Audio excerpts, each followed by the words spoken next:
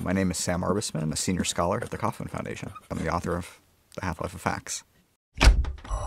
Turns out people have actually been quantifying the half-life of knowledge within medicine and other areas. I realized that maybe there's something to this. There's this larger issue of understanding how knowledge grows, how it spreads, how it becomes overturned over time, how we deal with knowledge. There is a regularity to how knowledge changes, and hopefully that's the kind of thing that can provide a certain amount of comfort to people. I think it also is really exciting that knowledge is changing, and that should be exhilarating. I think within the scholarly world, people already know at least a little bit about the idea that knowledge is being overturned. Maybe not consciously, but intuitively or subconsciously, they know that the vast majority of the papers they publish are not going to stand the test of time. This is just the way knowledge works. But then as we grow older, we might see that, oh, we read in the paper, red wine is now good for us versus bad for us, or dinosaurs look totally different from what we learned when we were younger.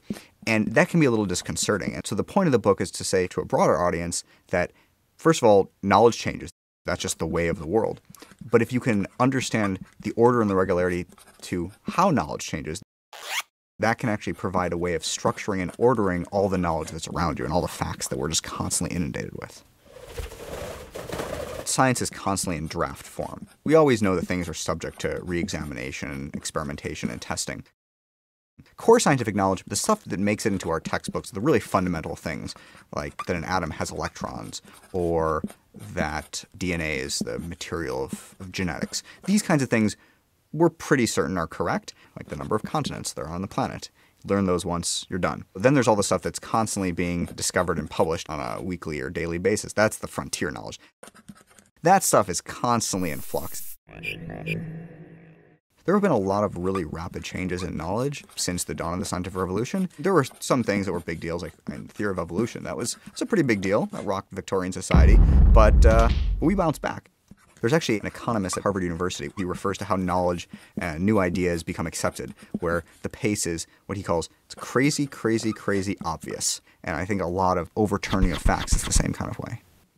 You need to really look at all of knowledge in the aggregate, because the truth is we can't predict which specific discovery is going to occur or which fact is going to be overturned.